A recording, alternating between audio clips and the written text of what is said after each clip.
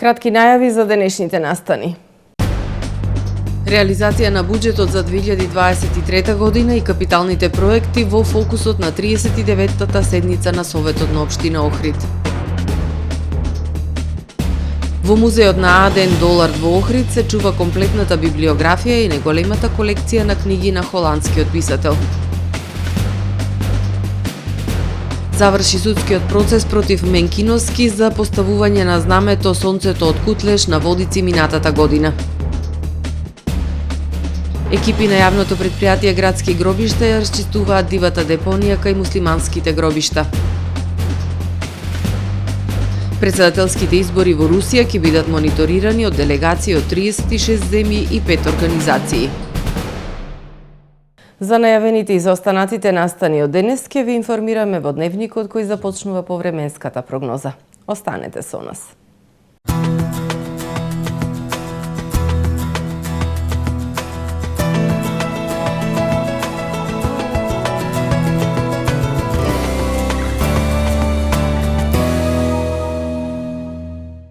Во Охрид денес имавме умерено облачно време со повремени сончеви периоди. Максималната дневна температура изнесуваше 12 степени Целзиусови. Во петок во северните, западните и централните делови на Европа ќе преовладува умерено облачно и нестабилно време со врнежи од дожд, кои што ќе бидат проследени со засилен ветер. На југ од Скандинавија со врнежи од снег.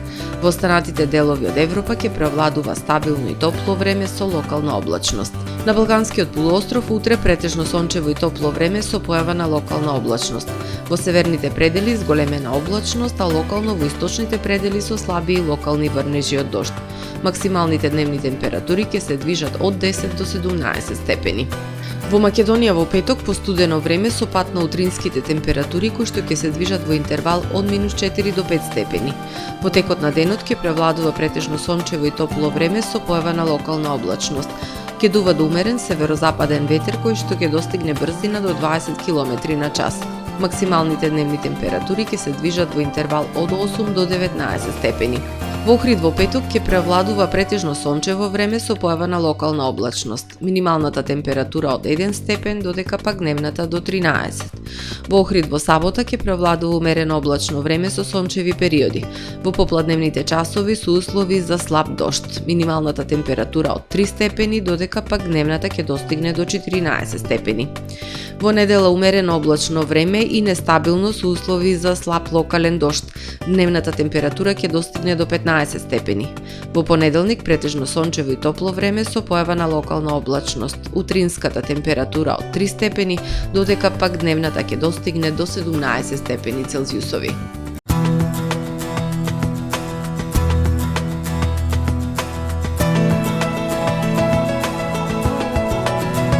Гледавте Метео на ТВМ по соработка со Трпе Инвест.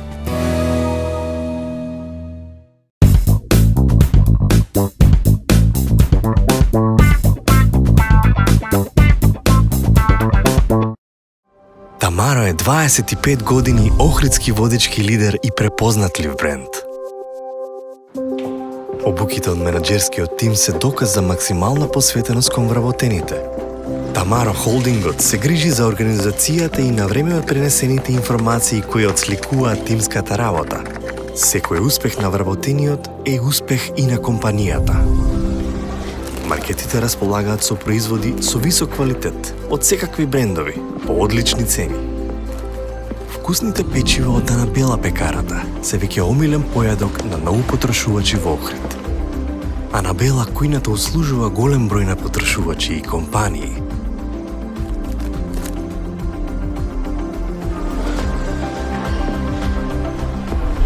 Рибарата е секогаш снабдена со најразлични видови на риба и морски плодови.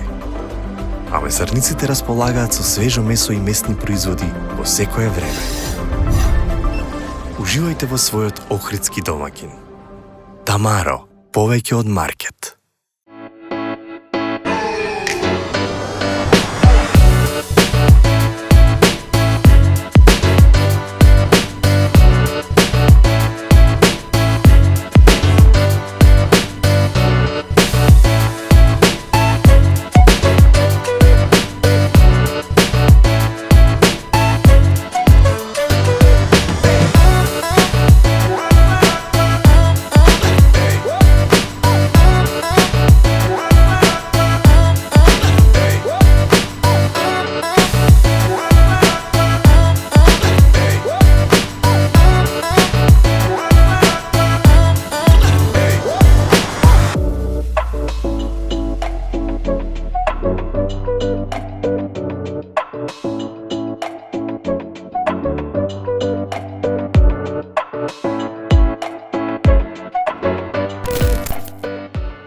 Добре дојдовте во светот на Кармен Бау Центар. Во беспрекорно уреден продажен простор, купувањето во еден Бау Центар никогаш не било попријатно. Со гордост ви го представуваме нашиот шоурум Мараци, со најголем избор на плочки од Мараци и санитарија од светски познатите брендови Грое, Колпасан, Идеал Стандард, Рока, Унитас. На располагање ви е нашиот архитект, кој ќе ви помогне во осмислување на вашиот проект. Располагаме со најбогатата палета на ламинат во државава. Одберете од 100 различни дизајни на Swiss Chrono.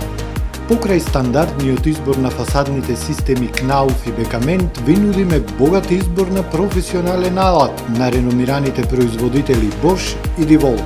Кармен Бау Центар на улица Железничка.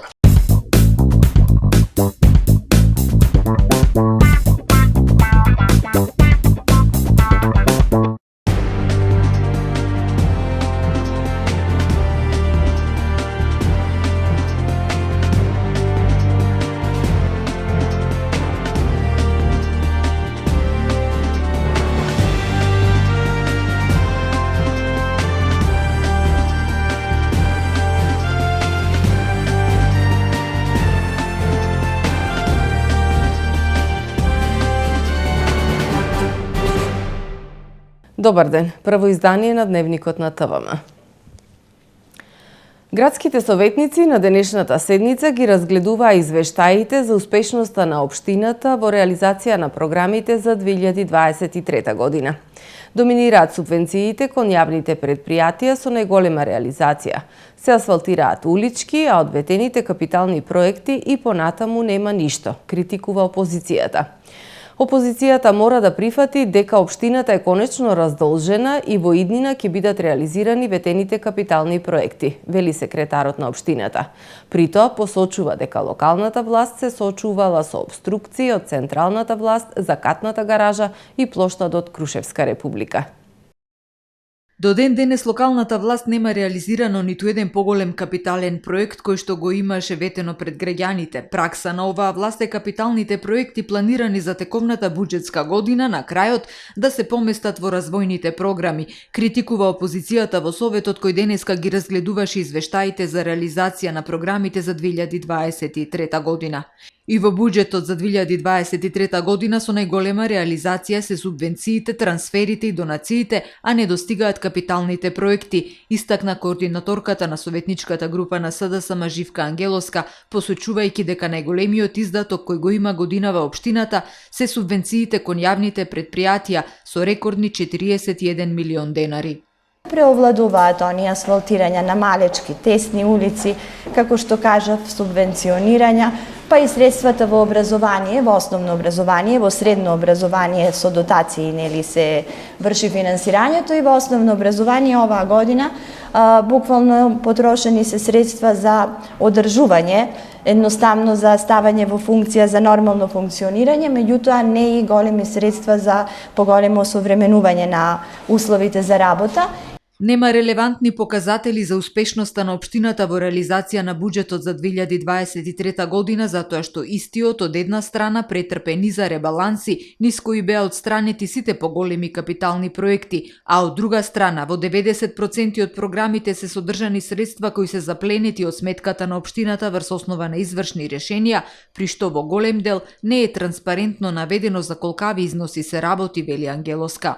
Во програмите од комуналната област, дури самите изготвувачи навеле дека имаат проблем во однос на реализацијата на поголемите капитални проекти заради недостиг на средства, односно заради заплената на средствата не можат да реализираат јавни набавки, како прво, и како второ имаат втор проблем и оние економски оператори кои што ги избираат не можат да ги извршат своите задачи поради недостиг на човечки ресурси.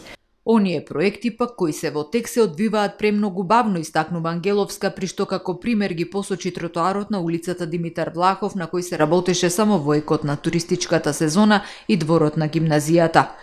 Опозицијата мора да го прифати фактот дека сметката на општина Охрид после неколку децении конечно е одблокирана со домаќинско работење, вели секретарот на општината Александар Китески, потенцирајќи дека во идниот период многу полесно ќе може да се реализираат проекти кои градоначалникот ги ветил предохриѓани во предизборната програма. Китески додаде дека за некои од големите проекти како катна гаража и реконструкција на плоштадот Крушевска република, локалната власт се соочува со обструкции во форма на низа забелешки на проектите. По однос на капиталните проекти, тие секогаш напаѓаат дека она што било ветено како капитален проект не сме успеале да го исполниме. Јас во неколку наврати имам потенцирано кои се причините заради тоа.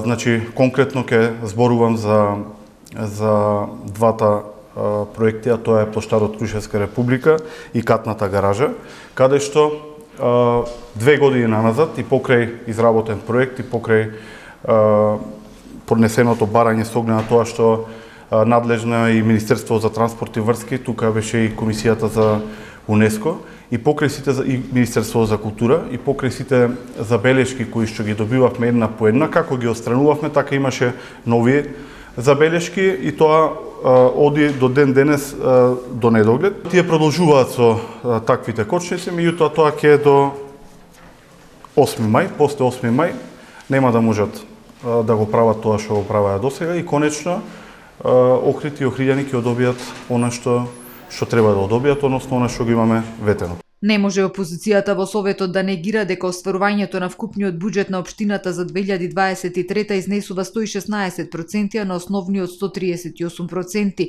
и тоа се должи на зголемувањето на приходите на општината во споредба со претходната година за 59%, дури и без средствата добиени со аплицирање на проекти од централната власт, кои се 95 милиони денари, во тој случај има зголемување на остварувањето на приходите во споредба со 2022 за 44%, посочува Китески. Тоа може да се види од салдото на сметката на општина Охрид, каде од минатата година се префрлени 192 милиони денари, значи преку 190 милиони денари на конто за следната 2024 година и токму тие средства ни беа нормално и потребни покрај тековните обврски кои што требаше да ги измириме према добавувачите, а бевме стопирани заради тоа што поради тие присилни извршувања ни беа нападнати сите програми и не можевме да последните 2-3 месеци од кога го направивме последниот ребаланс да вршиме и плаќања и секако откако се тргна блокадата од страна на Министерството за финансии, за која блокада требаше да биде од нивна страна отстранета уште пред 2 години, кога беше и донесен законот, меѓутоа со одлагање од 2 години конечно се одважија и ја тргнаа блокадата.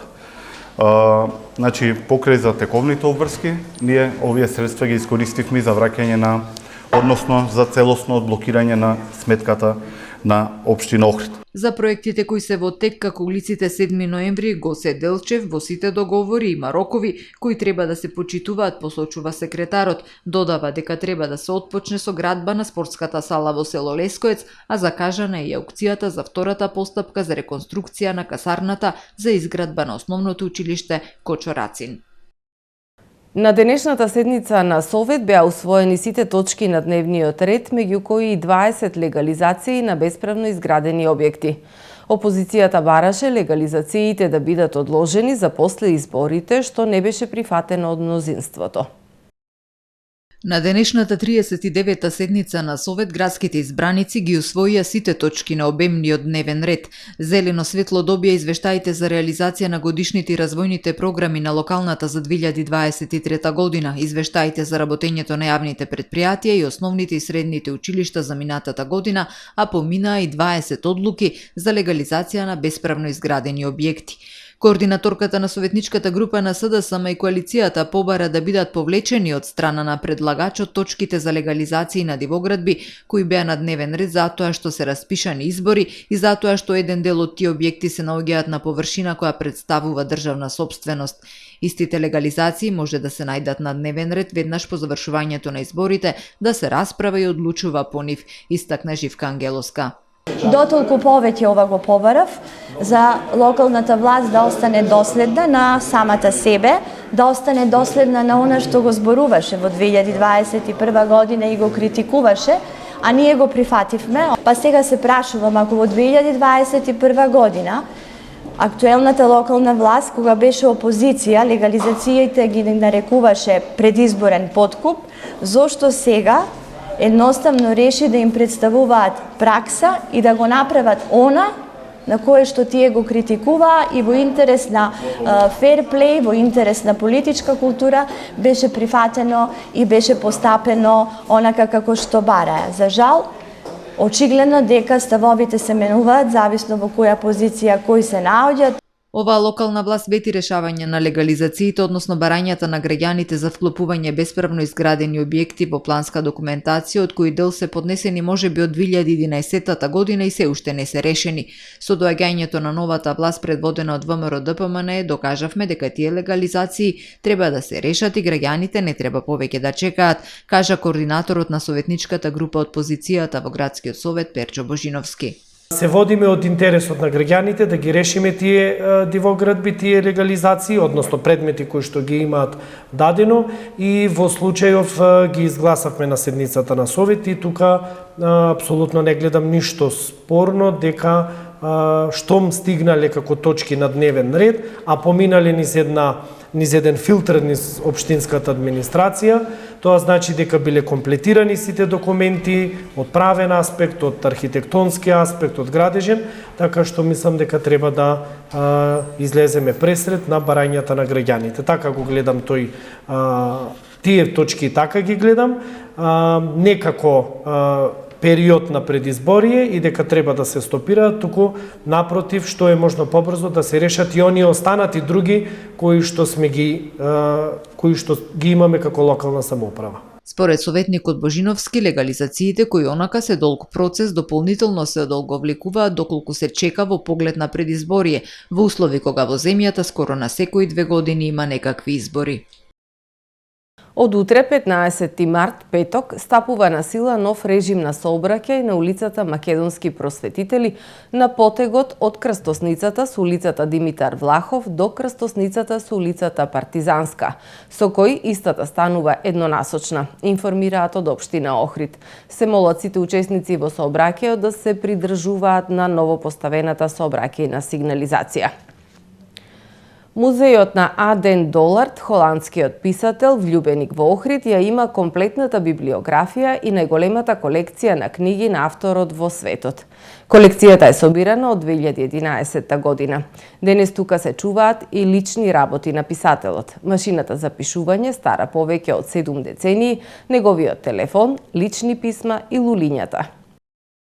Комплетната библиографија и најголемата колекција на книги на холандскиот писател Аден Долард се чува во музеот посветен на авторот, сместен во срцето на Охрид. Долард е човекот кој се смета за виновник во позитивна смисла на зборот за големиот број холандски туристи во Охрид. Градот го прославил со книгата Свадба на 7 цигани, напишана во 1939 година, во која вели Охрид е место кое мора да се посети. Авторот една деценија од животот го минал токму во Охрид. Ја имаме комплетната библиографија која што овој писател ја напишал низ неговиот живот и моментално е најголемата колекција на книги од овој писател во светот. Колекцијата е започната да се собира на некој начин уште во 2011 година кога е отворена мала колекција. Меѓутоа, холандските посетители толку многу им се допаднала идејата што низ годините се повеќе и повеќе како што доаѓали го посетувале Охрид, исто така и ни носеле книги кои што ги оставале тука и ги донирале. Во 2021 година, откако ја собираме комплетната библиографија, таа колекција на книги станува еден мини музеј за холандскиот писател и во текот на летниот период сме отворени секој ден каде што холанѓаните доаѓаат и не посетуваат од различни туроператори, индивидуалци, пријатели кои сме ги стекнале со текот на годините. амбасадори, пријатели, роднини на писателот. Во мини музеот колекцијата е собирана од 2011 година. Денес тука се чуваат и лични работи на писателот. Машината за пишување стара повеќе од 7 децении, неговиот телефон, лични писма и лулињата. Приказната почна уште во 1939 година, кога тој ја пишува книгата Свадбата на 7 цигани. Свадбата на 7 цигани е, низ кратки црти, Ромео и Јулија приказна која што се случува во Охрид. Меѓутоа, покрај што приказната е интересна и романтична приказна, низ книгата тој, низ некоја призма на негова искуство, ги објаснува улиците, луѓето, културата, градот, државата и останува тука да живее 10 години.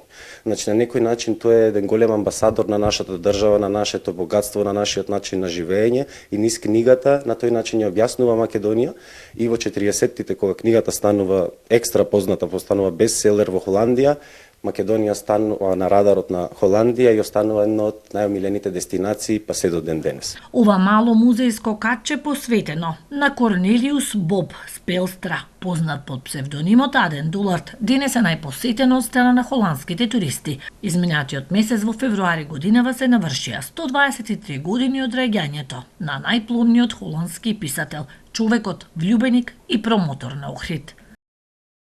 Со завршни зборови на адвокатот Тони Менкиновски во Охридскиот основен суд заврши судскиот процес покренат против него за истакнување на знамето Сонцето од Кутлеш кај долна порта на празникот Водици во Охрид минатата година. Јас не се чувствувам завиновен, значи, дека сум го истакнал македонското знаме, бидејќи тоа не е спротивно на ниту еден меѓународен договор, ниту на еден закон, и да е спротивно, јас повторно кажам на судијата, ќе го истакнам, бидејќи тоа знаме е знаме на културно и национално обележје на нас македонците. И исто така, кажав на судијата во завршниот збор дека јас како Тони Менкиновски и многу луѓе, значи исто како мене, кои веруваат во македонската кауза, која сметаат дека е жива, ќе се потрудат и додека се живи да го вратат ова македонско знаме, значи како државен символ на државата Македонија. Истиот суд, значи претходно сообвинет со мене, каде јас бев адвокат, донесе ослободителна пресуда бидејќи имаше недостаток на аргументи. Значи немаше како да не осудат. Значи една пресуда веќе имаме добиено и сега ќе очекуваме одлуката на судот, која сметам дека не би требало да биде поразлична од претходната одлука која имаме добиено за истиот настан, за истите действија, каде јас бев адвокат, а мој соучесник во целиот процес беше обвинет. Се чисти дивата депонија кај градските гробишта. Екипите на јавното предпријатие Градски гробишта започнаа со активности за чистење на дивата депонија во близина на муслиманскиот дел од градските гробишта. До сега, со помош на механизација, се отстранети околу 100 метри кубни шут, а активностите за чистење ќе продолжат до целосно расчистување на просторот, информираат од локалната. Да ги погледнем и вестите од светот. 16 лица, членови на СВАТ тимот, се повредени при експлозија во центар за обука на американското FBI, Федерално биро за истраги во градот Ирвајн во Јужна Калифорнија, соопштиле властите. 2 жртви имале повреди на нозете, а едно лице требало да биде оперирано, соопштил портпаролот на шерифот на округот Оринџ. Инцидентот се случил за време на заедничка вежба на одделот за бомби и единицата за брзи интервенции, а експлозијата се случила во мала зграда на имотот на FBI, пренесува CBS. Председателските избори во Русија, кои ќе се одржуваат од утре до недела 17 март, ќе бидат мониторирани од делегации од 36 земји и 5 организации, изјавил заменик председателот на Советот на Руската Федерација Константин Косачев. Според него за изборите биле акредитирани повеќе од 200 парламентарни наблюдувачи и неколку десетици експерти за изборен процес. Тој рекол дека на изборите ќе бидат испратени делегации од Асоциацијата на меѓупарламентарните собранија на земјите од Југоисточна Азија, Интерпарламентарното собрание на Комонвелтот на независни држави, парламентарните собранија на организациите на договорот за колективна безбедност и Организацијата за исламска соработка. Најмоќната ракета на светот се лансира денеска. SpaceX ќе направи уште еден обид за лансирање на ракетата Starship, која е клучна за плановите на НАСА оваа деценија да ги транспортира и спушти астронаутите на месечината и на подалечни дестинации, како и да ги исполни надежите на Илон Маск дека можеби ќе го колонизираат Марс. Двата претходни обиди не беа успешни и завршија со спектакуларни експлозии, но тоа беше причина компанијата да усвои брз пристап на обидите и грешките и да го забрза развојот, пишува агенцијата ХИНА. Авиокомпанијата American Airlines повторно со проблеми. Boeing 777 на компанијата принудно слетел на меѓународниот аеродром во Лос Анџелес. Портпаролот на American Airlines изјавил дека пилотот пријавил можен механички проблем пред слетувањето, пренесува CBS News. Според првичните информации, на авионот наводно му пукнала гума, но ништо не е потврдено. Пред само неколку дена авион на United Airlines, исто така Boeing 777, кој полета од меѓународниот аеродром во Сан Франциско, мораше принудно да слета во Лос Анџелес откако изгуби гума. Севернокорејскиот лидер Ким Џонг Ун управуваше со новиот тенк кој го нарече најмоќен тенк на светот за време на воената вежба која е одговор на Пјонкјанг на заедничките маневри на јужнокорејската и американската војска, пренесува Корејската централна телеграфска агенција. Како што наведува агенцијата, Ун изразил големо задоволство од демонстрацијата на новиот тип тенк и ја истакнал неговата ударна моќ и маневрирање. Се нагласува дека воената вежба на севернокорејската армија има за цел да ја провери борбената готовност на оклопните единици. Надпреварите на големите тенковски формации на Северна Кореја се одржуваа по принципот единица по единица, додава агенцијата. Почитувани гледачи, го завршуваме првото издание на Дневникот на ТВМ. Ви благодарам за вниманието со кое не следевте. Пријатно!